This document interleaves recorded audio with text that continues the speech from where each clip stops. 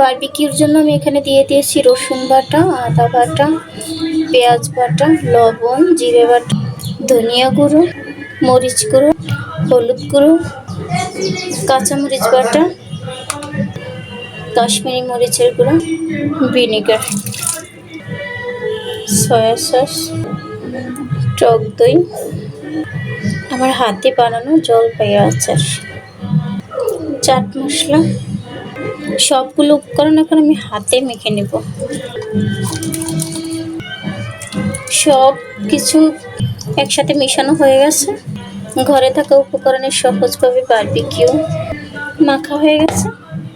দিয়ে দিচ্ছি সরিষার তেল,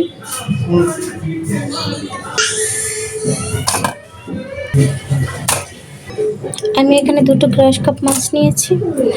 এই যে 1 কেজির চেয়ে একটু কম, 800 গ্রামের মতো।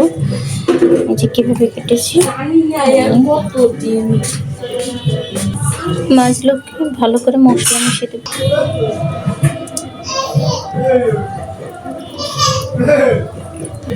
ভালো করে মশলা মাখা হয়ে গেলে 1 ঘন্টার জন্য রেস্টে রেখে দেব। এই যে এইভাবে প্রত্যেকটা জায়গায় জায়গায় মশলা মিশাতে হবে। সবগুলো জায়গায় একদম মেখে মেখে দিতে হবে। মাখা হয়ে গেছে। ফিরে আসলাম 1 ঘন্টা পর। এই যে একদম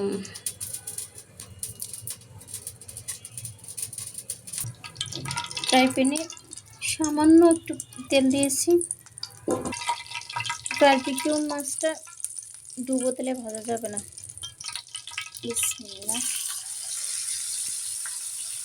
উপর দিয়ে অবশিষ্ট মশলাগুলো মেখে দেবো।